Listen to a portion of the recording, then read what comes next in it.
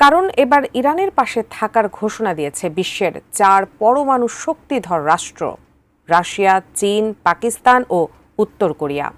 এমন পরিস্থিতিতে আগামী কয়েক ঘন্টার মধ্যে পারমাণবিক অস্ত্র প্রকাশ্যে আনতে যাচ্ছে ইরান।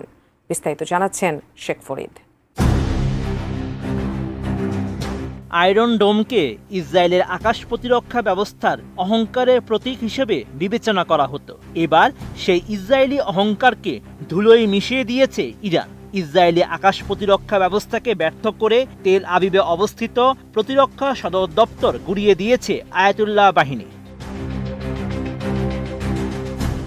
এদিকে হুঁশিয়ারি দিয়ে ইরানের সর্বোচ্চ নেতা আয়াতুল্লাহ আলী খামেনি জানিয়েছেন, ইসরায়েল এক ভয়ানক অপরাধ করেছে, যার থেকে তারা কোনোভাবেই রেহাই পাবে না। ইরানি বাহিনী অবশ্যই এই ঘৃণিত হামলার কঠিন জবাব দেবে। 14 জুন ইরানি টেলিভিশন